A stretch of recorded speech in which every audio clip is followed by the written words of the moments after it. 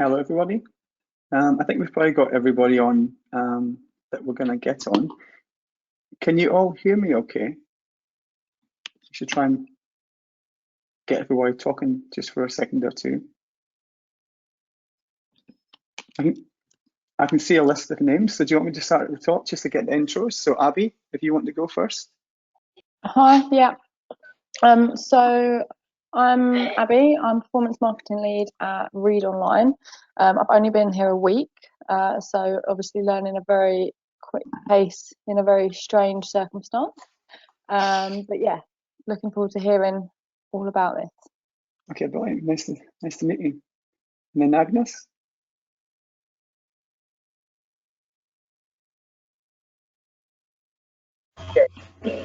Oh, hi. Yeah, so I'm working at the White Company. Morning, everyone. Morning. Morning. And then Ivan, if you're on. Hello. Were you referring to me, Ivan? Nice to meet you. Ivan. Oh, hi. I'm actually from Malaysia, so it's around the evening here, like 4:30. Ah, well, Yeah. okay. Well, yeah. Welcome. So very, very good timing also for me to catch this webinar. Thank you for sharing this. Yeah. No, I'm looking forward to it. And then Mino. Yeah, Mino, here in London for happy to join this one. Okay, nice to meet you. And then Michael, I can't see any audio on your name. Don't know if you can switch it on.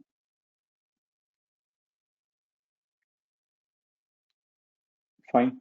Then we can go to Nadine. Nice to talk to you again, Nadine. Hi, good morning, everyone. Morning. And then finally to Steve. Morning, everybody. Steve, as I say, working alongside Agnes at the White Company. Looking forward to hearing about it. Excellent, thank you. So it's great to have you all online. Obviously, this isn't the way that we would normally want to run these things. We normally run them in a tall building in London if we can get some nice views. Give you guys some food and then just get the conversation going. We've kept this to an hour only because we thought also that 2 hours on a webinar would be too long.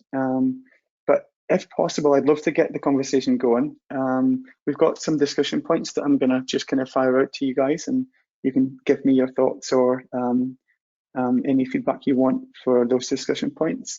And then what tops and tails that is just initial intros and why we think the cost per click is soaring and what we think we can do for it. And then kind of our, I suppose, solution framework, which is unified search, just to talk through that and get your thoughts. We can kick off first of all with Robbie. So we've gotten the call from the forward PMX side, myself, Ben, Robbie and Neil. We're going to kick off with Robbie is going to give a quick intro, and then Neil and myself will give a kind of a little bit more about ourselves, and then we can get started with the content. Yeah, good morning, guys. My name's Robbie Pringle. I'm a new business manager here at 4PMX, and I'm your, I suppose, host for this morning. First of all, I hope you guys are all doing well and keeping as sane as possible during this time. Very briefly, for those of you who may not know of 4PMX, we're a global digital agency. We used to be known as Forward 3D until we merged around this time last year with PMX agency. So we're now 4PMX. As Darren mentioned, we usually host these roundtables in a building in London. So we usually do it in the Gherkin or the Shard or something like that. Treat you to a nice breakfast. And then the idea of these roundtables or this webinar is to, rather than us talk at you and have a seminar as such, it's more of a discussion point so we can get people talking and you can learn from us but also from each other. Now that's not as possible on a webinar, but we're trying to emulate that as much as possible, so that you may or may not have been sent some discussion points from us, but we can put those in the comments section and you'll see them as we go through. And what we'd invite you to do is either if you want to unmute yourself and talk to us and ask Darren and Neil questions, please do. Otherwise, put them in the comment section. And again, I'd like to invite you as much as possible to participate. I appreciate it's not as easy if we were in a room or face to face. But any other questions, please do put them in the comments box, or if you've got my details, just send them straight to me. Otherwise, I'm going to hand you back over to Darren and Neil, and they can introduce themselves and go from there.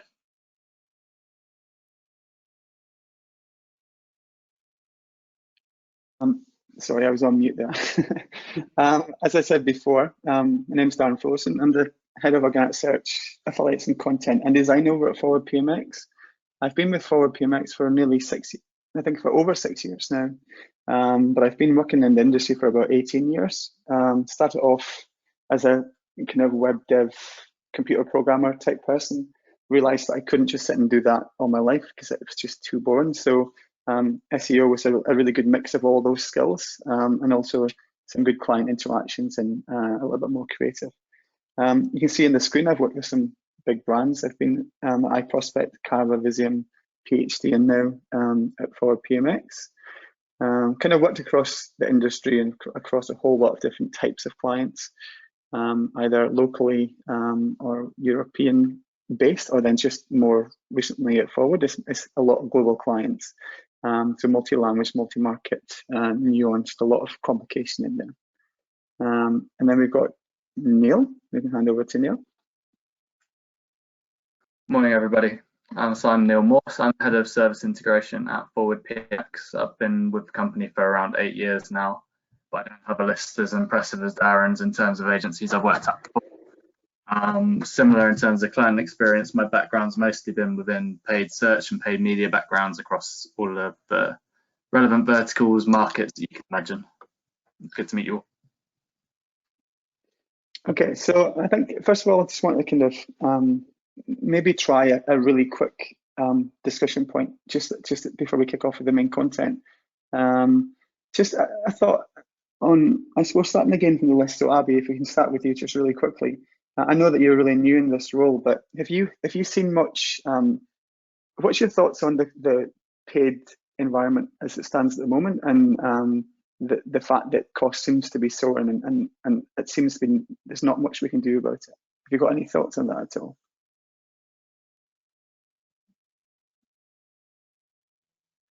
No, try Agnes, or anybody just wants to shout out that thinks that they've got just a really quick soundbite that they could add before I get into the content.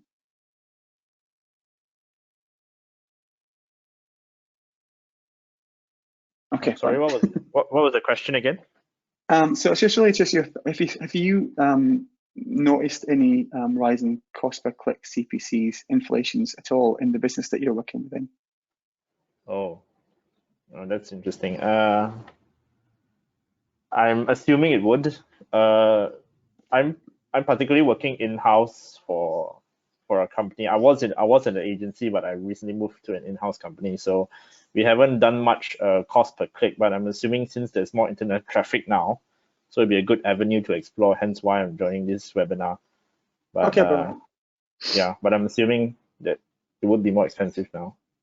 Yeah, I'm just going to quickly run through then the reasons that we think that this is happening, and just kind of build the story to ultimately get to the end point. So across both channels, so organic SEO and also paid, so PPC, that all sits within the search results page. There's been over the last 10 to 12 years, there's been a lot of changes, a lot of updates from Google and other search engines to really try and control that whole environment, either to make it impossible for SEO people to manipulate the algorithm, or then for them to make more money as a company to grow their share price, and also just obviously grow their service offering. Ultimately, a search engine like Google, their main goal is to give what the user wants, so the best possible user experience. So what we've seen over the last 10 to 12 years is some major updates across paid and organic. So things like this, these are all strange names from an SEO perspective, but the Mayday update was all about long tail keywords and kind of controlling them and surfacing the right ones at the right time.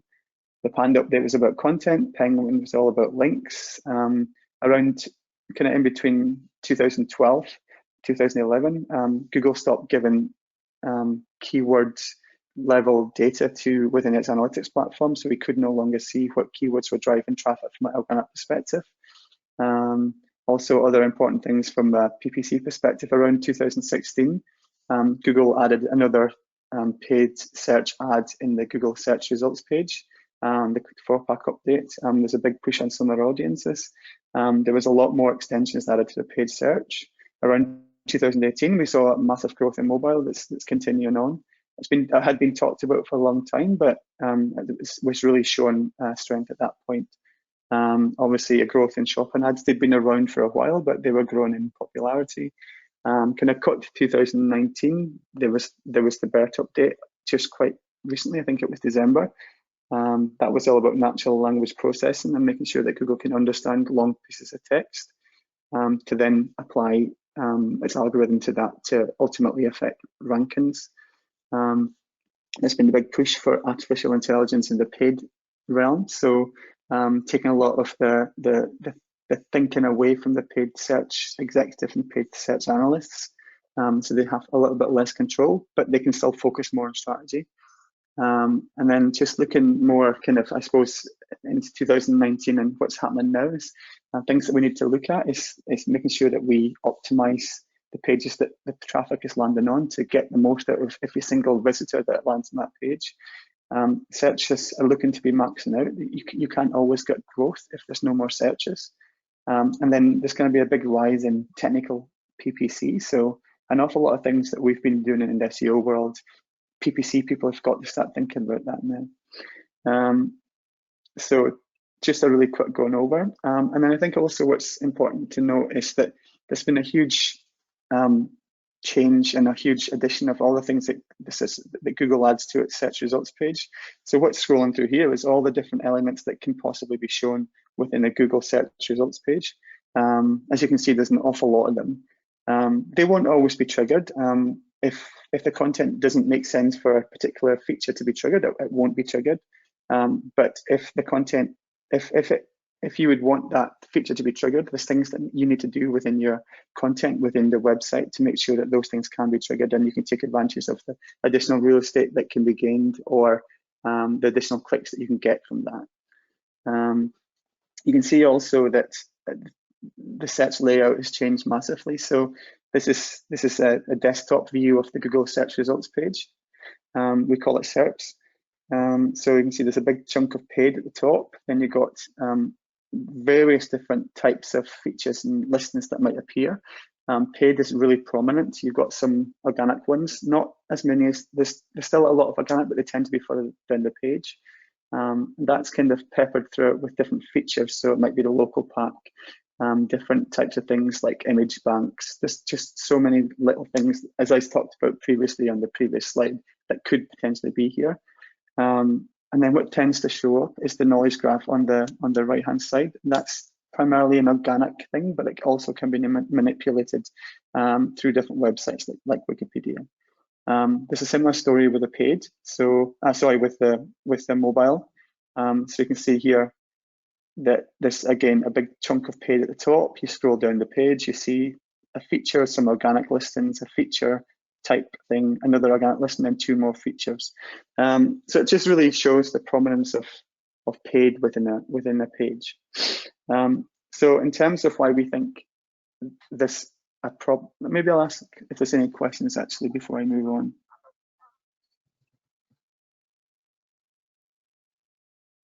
No, fine.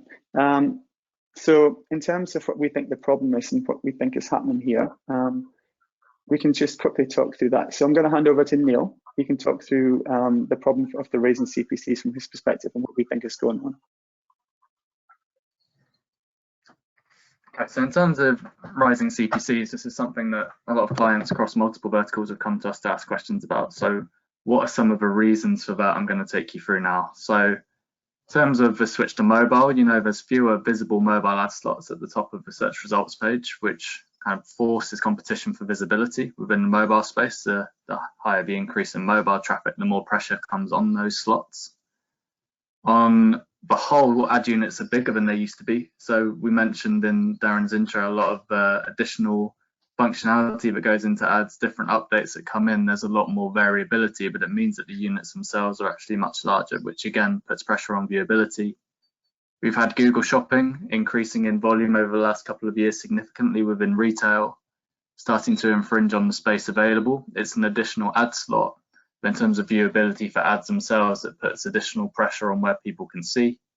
There's the removal of the right-hand side ads a couple of years ago, which put pressure on that in the same way. So ads used to come down the right-hand side of the page, they no longer do. And all of this means that there's more competition for slots. The more competition there is, the more chance there is there's going to be CPC inflation as a result of the weight of advertisers trying to gain space within the auction. So on the next slide, we talk about one of the other recent changes, which is around the switch to how Google is viewing its app match, which means that there's a lot more variability within its app match than there used to be. It's not quite at the level of broad match, of course, but some of the issues that stem from this are things that we're seeing that we have to put fixes in place for almost immediately. So misspellings is one. Misspellings not so much of a problem, but when you start going down this list of options that can start to match against exact match these days, there can be significant problems. Reordered words is one. Implied words is a really difficult one to get your head around. Abbreviations also. We're effectively handing over a little element of control, and it's part of Google's move towards helping to automate the way that they currently match up against keyword search. But what it means is you have less control over the amount of spend going through specific search terms that you want to come to your site. And although the cost ends up being the same, of course, the quality of the exact match compared to a broad match is significantly better, which ends up resulting in some inflation if you don't manage the correct way of doing that.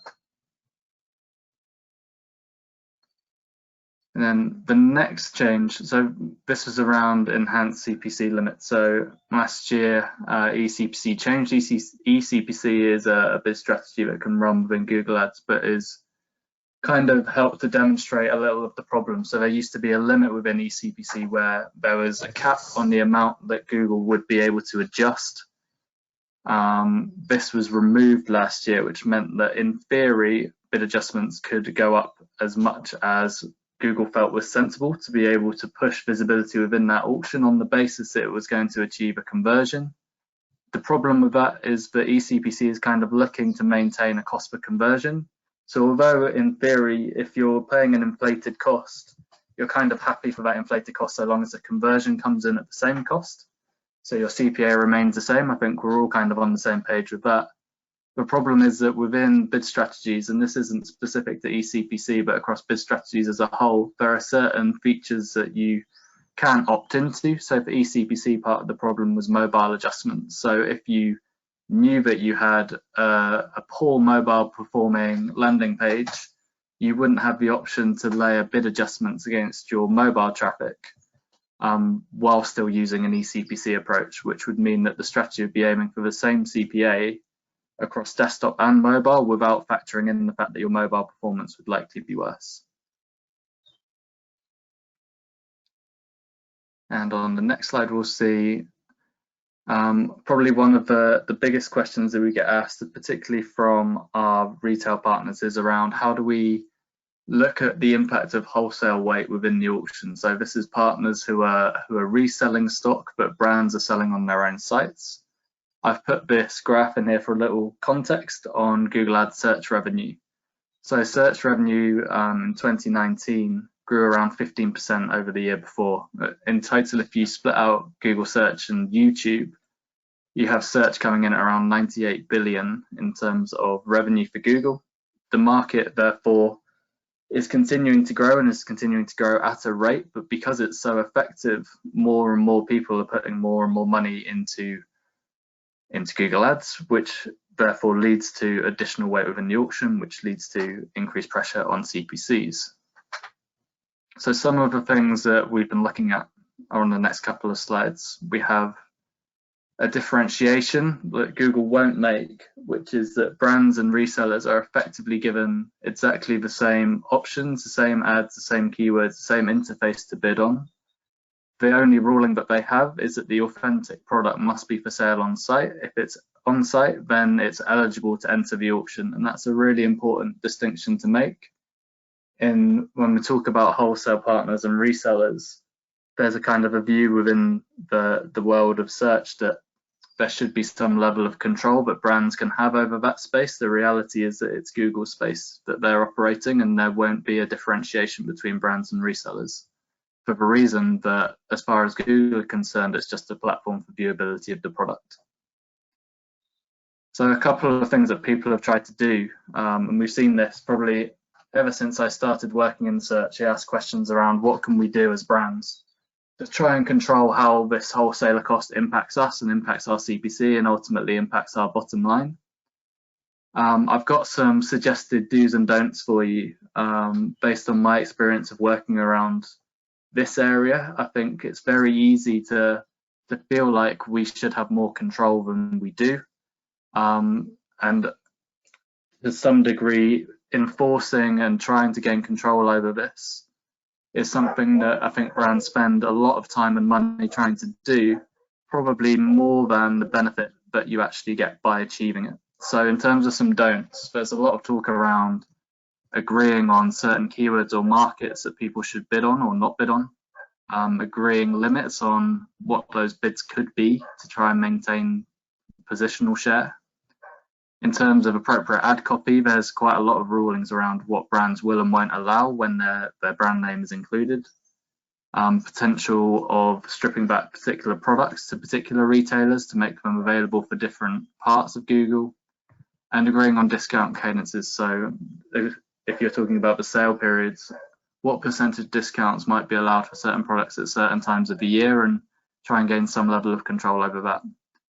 These all sound like really sensible ideas, but I've got them in my don'ts column because these are all of the things that I've seen brands try to do, but on the most part, their resellers will never be able to actually stick to, and to some degree, the brand will never be able to enforce. So you'll see at the bottom, I've got a clipping from a news article about Guess, who were fined $45 million.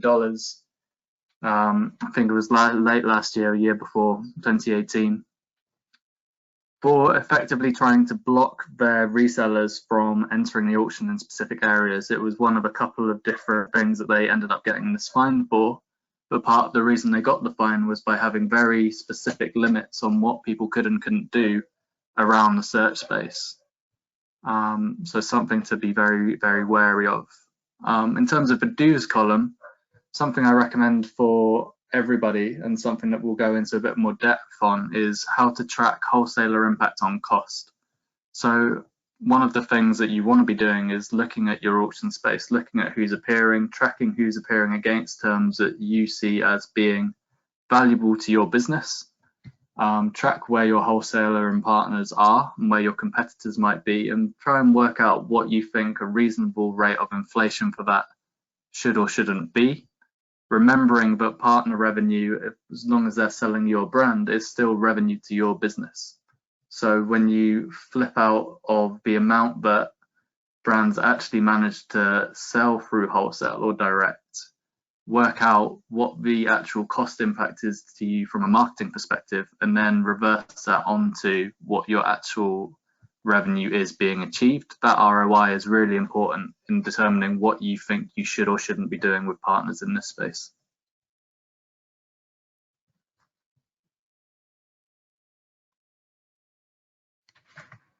Okay, thank you, Neil. Is there any questions at all on any of that stuff that you want clarification on, or you want Neil to go over again, or at all, anything at all?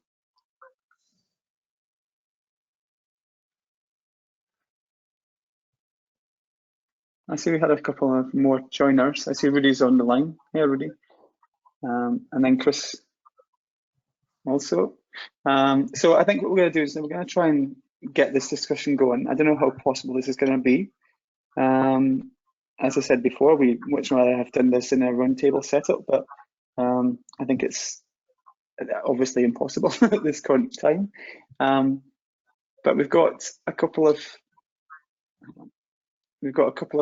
5 main points that we kind of want to go through. The first one is, do you think your business takes the digital landscape shift seriously? Does your financial director, managing director, or a CEO take this area seriously? I don't know if anybody's got any thoughts at all on that based on their experience of where they are currently.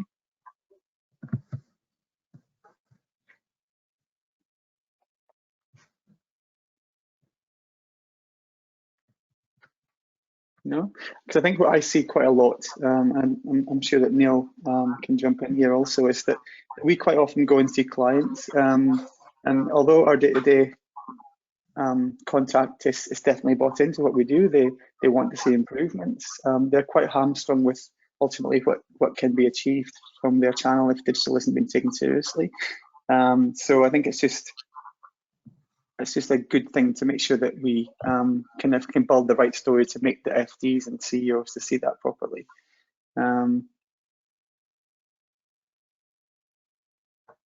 I think somebody's saying that. Rudy, did you ask a question?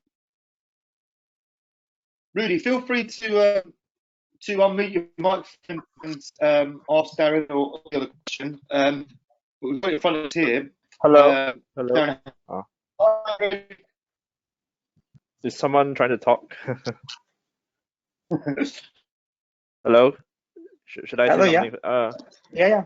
I guess currently in this pandemic situation, businesses have really no choice but to take the digital landscape shift seriously. You know, like for example, my country, most businesses, non-essential businesses are closed, and people are not like allowed to actually leave their homes while they deal with the pandemic. So like most businesses are basically forced to move operations online. So it's like really not really a choice of whether you would want to take this seriously. It's become the norm, a new norm. You know what I'm saying? Yeah, I agree. What's your kind of experience with even, I suppose, before? I'm just interested to see if you've seen a change. Well, in particular, my company's business is, I would say, in some ways, is kind of because my company deals with HR management cloud-based solutions. So our business model is usually mostly B2B, and we offer like cloud-based applications to businesses, basically to handle like employee shifts, employee payrolls, employee leaves. It's all online. In a way, we've kind of managed to move our operations online without any major shifts. I mean, particularly because most of our workforce also works remotely. Like even before the pandemic, 30% of our workforce was actually working remotely. We have a presence in like Philippines, Myanmar, and Hong Kong, other than Singapore. I'm working remotely in Malaysia. So in some ways, also because of the pandemic, in a way, our business is also kind of have a great opportunity in some ways where businesses are having to adopt cloud-based solutions to move their businesses online, to manage their employee workforce remotely, because there's always questions like, my workforce is working from home, but like how do we monitor that? How do we, because we don't know whether you are working or not. So for example, my company actually offers like HR management solutions that requires people to clock in and take a selfie, and there's like geofencing and whatnot. Yeah, to make sure that you in some ways there's some form of monitoring that the employer can do. That's great. That's what I got to share. Okay, brilliant. Anybody else got thoughts on the initial discussion point? Darren, hi, it's Robbie. We've got a question in the chat box from Rudy. He mentions, how does this apply, or what are the differences for what you've spoken about? How does that differentiate between larger clients, smaller and medium-sized businesses? In terms of how it impacts them, probably. Yeah, I mean, I don't know, Neil, you can probably take that from a PPC perspective initially. Yeah, just a little clarification on the question. So the former, in this case, is it asking about the digital landscape as a shift, or what we've just been discussing? I'm not sure when the question came through. Hi there, hi guys. The question was about basically the section about like wholesalers and things like that. I mean, that doesn't necessarily apply to smaller brands or SMEs, but I'm sure there is something to consider that you guys have worked with in BBC for like those are really helpful, especially I think for large blue chip clients. But if you've got like medium-sized businesses, what's the kind of applicable example there, if there is one? Yeah, absolutely. No, absolutely. So I think for smaller clients and SMEs, you're probably looking more at more generic spaces, expensive keyword sets, lots of competition with other potentially more recognizable brands that are putting more ad spend above the line. And in that particular instance, I think it's even more important to try and look at the numbers themselves. So when we look at, in the example I gave, we're talking about tracking the amount of revenue coming from partners. I think the flip side of that would be the amount of cost that is being actually added to your marketing spend from appearing in auctions that maybe aren't necessarily the most suitable for that business, and trying to be really laser focused on the things that are most applicable. So depending on the goal that you're looking at, whether it's new customer acquisition or whether it's brand building, thinking about what specific keyword sets and how you would track that, thinking about what that space should look like for you and how expensive you're willing to go in order to achieve that particular goal. I think for smaller clients and SMEs, that's probably the more immediate focus, is having a much bigger focus on the cost side rather than looking at what the potential revenue impact side might be. Yeah, okay, very interesting, thanks. Okay, thank you. I think we can move on to the second one. So this one is all... I had a question on the previous one. Sorry, can you hear me okay? Yeah. It's still really relatively common to see pretty sizable brands not taking digital as seriously as it should be in terms of both the marketing and brand channel. So how do you go about actually getting senior stakeholders like big CEOs who aren't from the digital world on board with digital and in particular search marketing? So I can just take this, I suppose, initially from my perspective, and then Neil can finish it up from his perspective. I think so. From a pure organic, I think it's even more truer that people just don't pay a proper priority, even though it quite often delivers the majority of the traffic to your website. So I kind of lump organic in with direct, so people that go directly to the website via the URL. How your website performs and how it's optimized and how it feeds the user through the journey is really key to making sure that works properly. That's never taken seriously properly at all. The best way that we do that from probably both channels' perspectives is really just to show them the size of the prize. So if you can give them a forecast or give them clear points of improvements and relate that directly to revenue, that more often than not gets their attention. Because quite often the day-to-day contact doesn't have the right motivations to change things drastically until you see the pure number that can make a big difference to their bottom line. I don't know, Neil, if you've got anything to add. Yeah, I think sometimes search gets a bit of a raw end of a deal when it comes to explaining things to MDs and FDs, because there are so many numbers attached to it, but it makes it seem much more feasible to justify particular spends on certain areas. When compared to other channels, there's probably a lot more impacts at a deeper level that never really get explained, but the pressure is always put on search to justify cost compared to other marketing activities.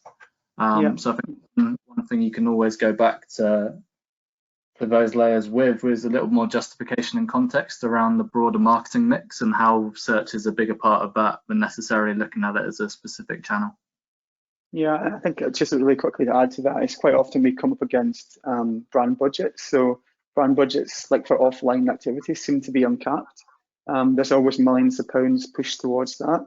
And they can't really prove the impact of that. I know that it's a more kind of older model and there's various ways to measure it, but ultimately you can't tell how many people have seen that and what the reaction to that is. But as Neil said, from a pure sales perspective, we can give you all that data, but it seems to not make the difference to getting the budgets released.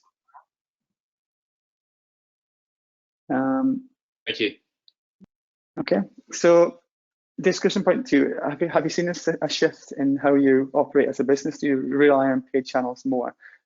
This will be to the people that's probably more in the trenches. So bearing in mind that things has changed massively over the last 4 years in terms of paid, have you seen much of a shift in terms of the investment that goes into paid channels compared to anything else?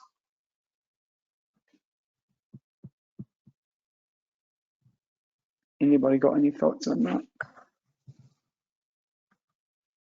I can share some small stuff I've noticed. I think maybe 5 or 6 years ago, there was a definite shift toward SEO, especially for smaller brands, and there's a lot of interest.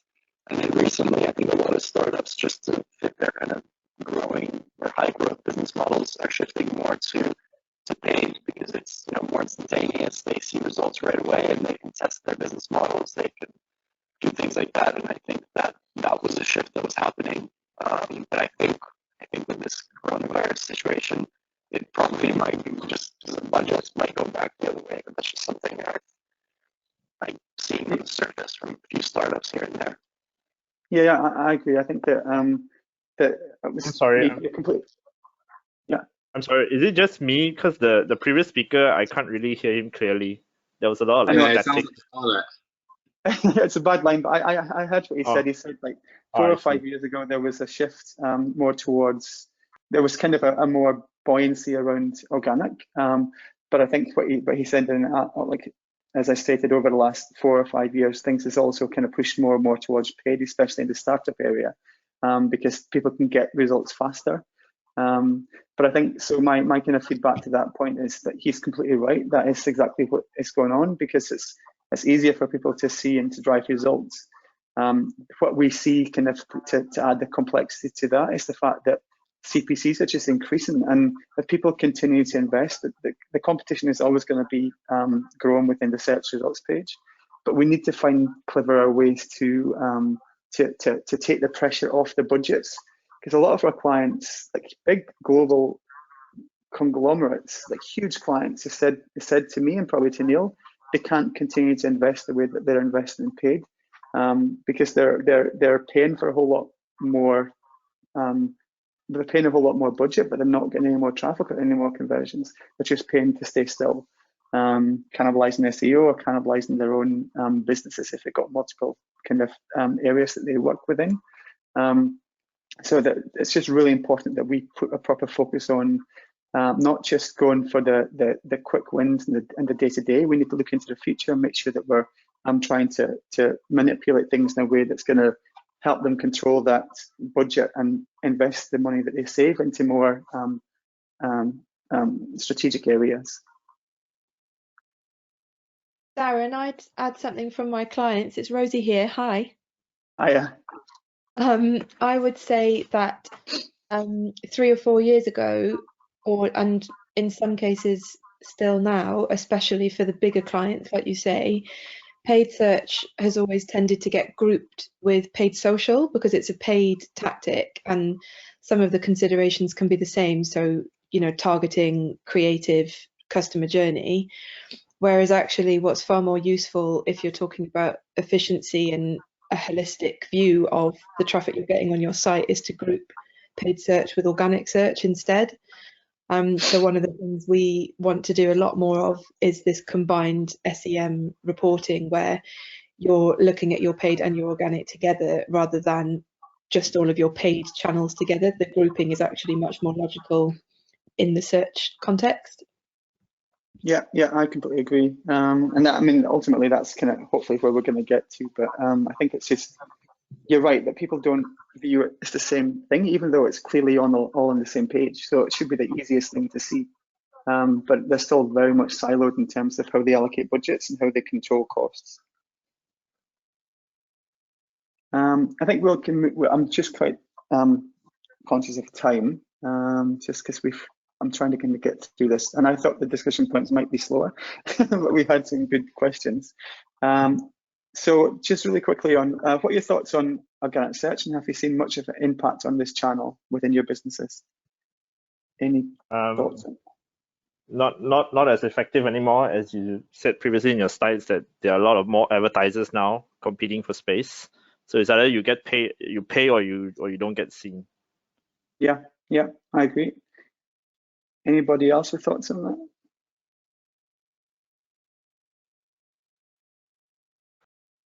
Because I think my thinking around this is, I mean, I've been doing this for a long time, as I said, about 18 years, is that you're completely right. There's been a massive push. We've never been in a situation before with organic that we've been seeing traffic decreases. It's always been traffic increases. Quite often the decreases could be down to PPC bidding on brand when they don't need to, PPC bidding on other terms when maybe SEO could pick it up. I think also what's really important for everybody to understand, and I'm going to go through this in a little bit more detail in a little while, is that there's some fundamental organic optimization things that is definitely in place now that can help paid channels. I'll talk through that in a bit, but it's still just as important, and we still see a good combination of a higher conversion rate if both channels are at play within the search results page. But it needs to be done in a more strategic way to make sure that we're selecting the right keywords to be appearing for the right channel at the right time. Quickly onto the discussion about 4. Yeah, so I suppose impact. I'm not sure who's kind of working in the area that wholesalers could be an issue. Wholesalers, resellers. Any thoughts on that at all?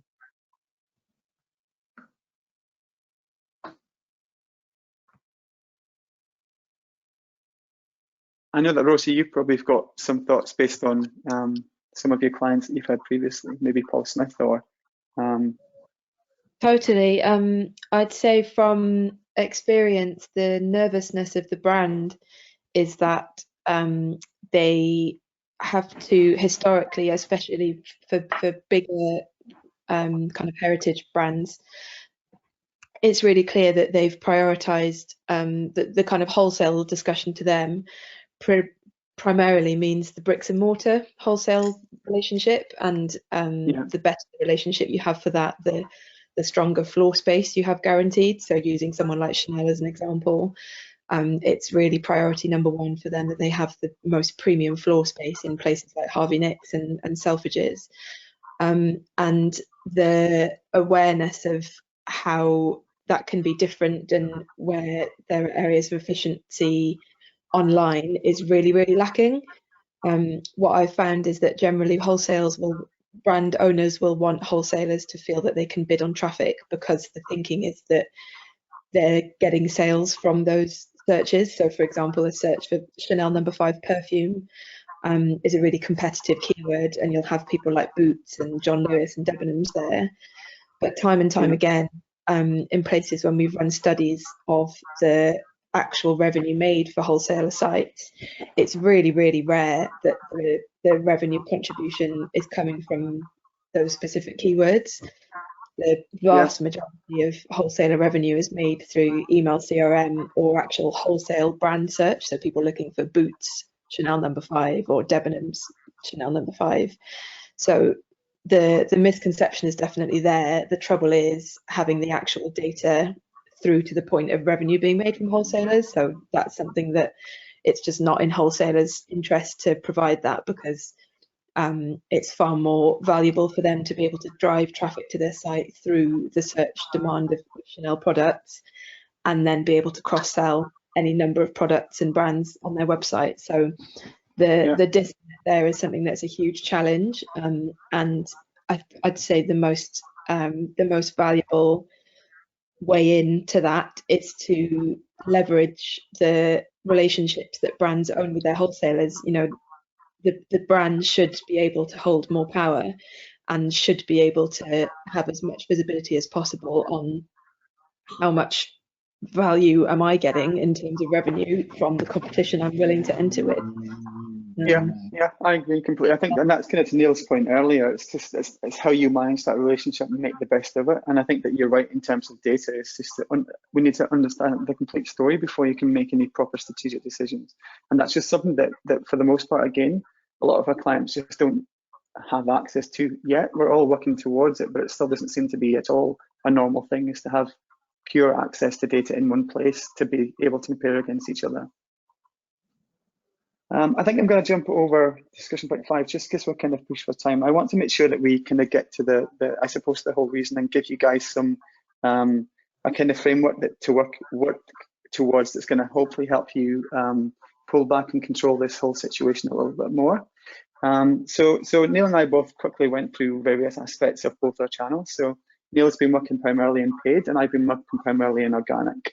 But ultimately, these things all sit within one page, so it needs to be viewed as one entity. We need to. There's no other option going forward from this point that we can look at them in the silos that we continue to do so. We need to make sure that we have got the full access to all the data to be able to make the right decisions, to be able to save money, to reinvest in more strategic areas to grow our businesses. So what I think is this is our framework, and this is what we're working towards with all our clients. But ultimately, it's something that anybody can put in place.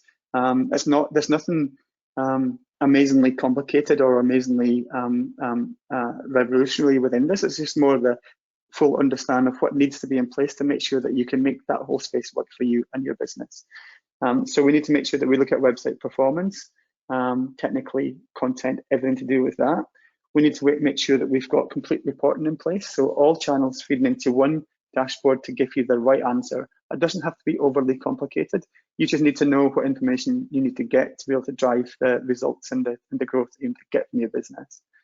There's an awful lot of test and learn that needs to take place. So run little tests, maybe in smaller markets, to get some initial data to then push into bigger markets to make sure that you can either retest and learn again, or then implement what you've learned in the test. There's a massive part that needs to be around the keyword strategy. So how do we share the keywords across all channels to get the best possible results? And then there's a big part about reactive management. So things isn't going to stay the same all year round. There's peaks and troughs. This situation currently is a massive example of that. We need to be able to have a way to understand the picture in real time to then make sure that we can react properly. We call this unified search. This is kind of what we're pushing within Forward PMX, but ultimately it's things that you guys can all do yourself.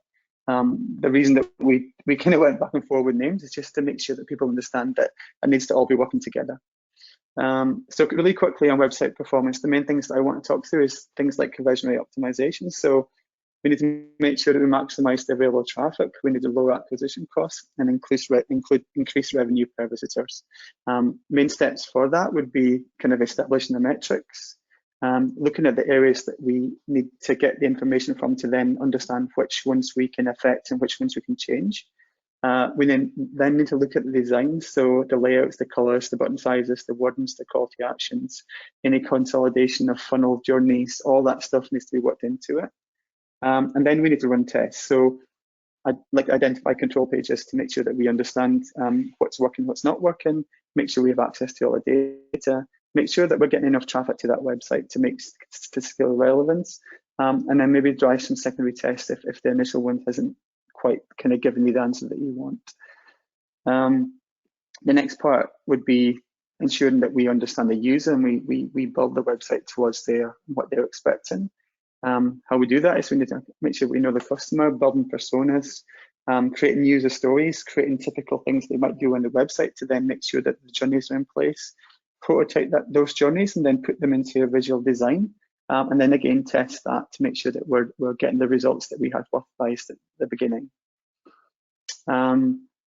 Next part would be ensuring that the content and everything that's within the website that you can read on a page and the search engines we crawl are all in place and as they should be. This is again for both channels, so a lot of what we're saying here can help massively drive performance from paid. So looking at the words in the URL, making sure that the headers on the page are relevant to the search terms that you want them to be relevant to, looking at the keywords on the website, and also making sure the intent is there.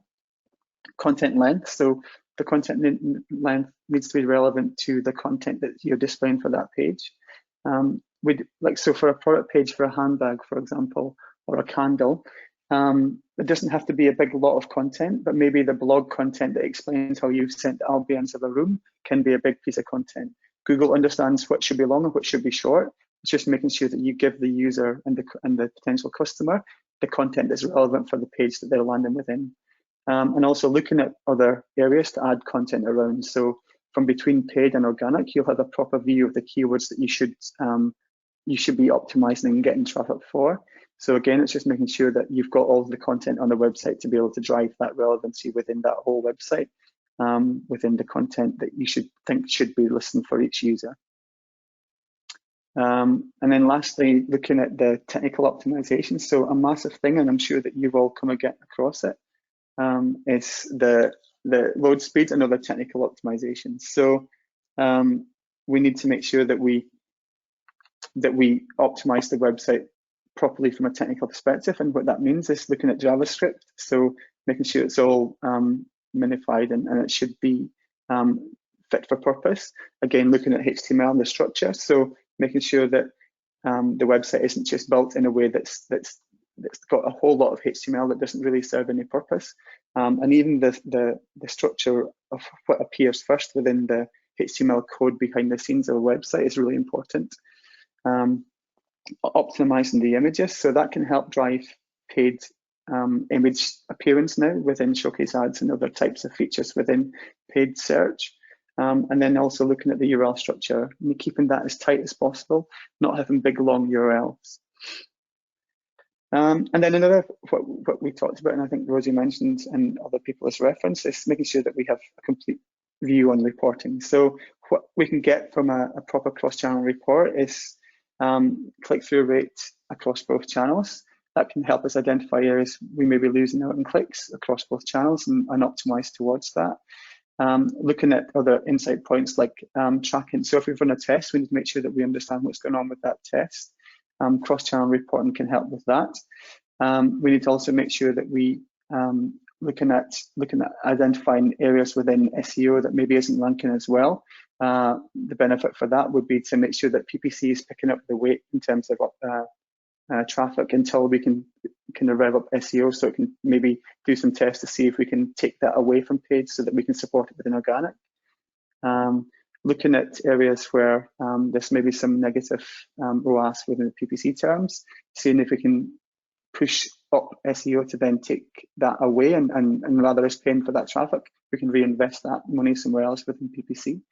And finally, looking at how we can compare the keywords between paid and organic to make sure that we can find the opportunities between both to either decide to rank, decide to drive traffic from the paid perspective, or then if we think we can just do it from the organic perspective, then we just switch off the paid there. I mentioned just really briefly that a big thing that we need to make sure, this is across all areas, so conversions, website optimization, content, it's just really a big test and learn process. So a part of that is that we hypothesize what we think is going to happen. We then need to make sure that we run experiments and we analyze and tweak stuff, and then we implement the changes. So really quickly, things that we could do is looking at example of switching brand off within smaller markets to see if the SEO can pick that up. Looking at turning off low conversion rate PPC terms, again, to see if SEO can pick that up. Again, monitor that, see if it's working. And looking at areas that there's no competition, turning off PPC terms to save money to reinvest in it in more expensive generic terms. Improving landing pages, looking at how we can improve conversion rate optimization, and reducing visibility to balance out the return on investment. There's just a whole lot of tests that can be put in place that just to always be tweaking and optimizing what we're doing within both those channels to then drive the biggest efficiency from the search results page. So again, just in terms of positioning and how we could potentially manage that. So to drive cost and efficiency, we need to look at reducing cannibalization. So if we're paying for brand traffic, but we've got a really strong PPC listing, we can potentially reduce down the visibility there to help save some money.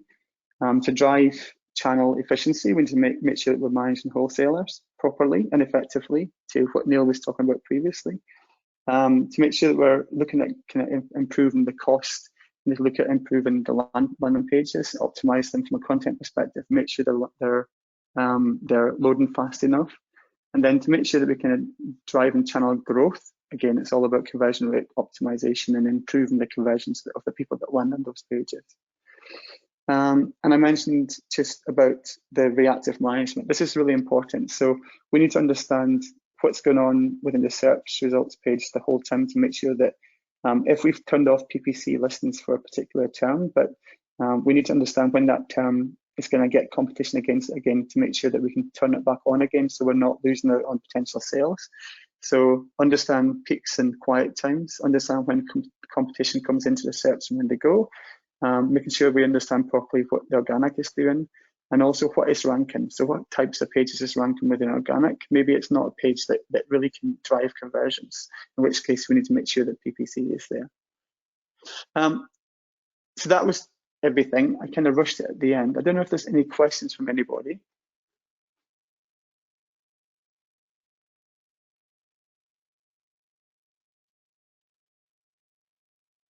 Okay. That's 10:30. I don't know if anybody's got any questions on anything else that we've gone through at all on this. If you want to just give us a shout. Yeah, thanks very much, Darren. Excuse me. Thanks, Neil. What we'll do, guys, it's 10:30 now, so myself or my colleague Ben will follow up with you and share this deck, and then you can ask any questions that you want of us once you've got that. Thank you very much for your time, everyone, and thank you for participating and asking the questions. Again, thanks, Darren and Neil. I hope you guys all, if you haven't got any more questions, I hope you all keep well. And we look forward to speaking to you again in the future. Okay, thank you. Thanks. Bye, thank you. Cheers, guys. Take care.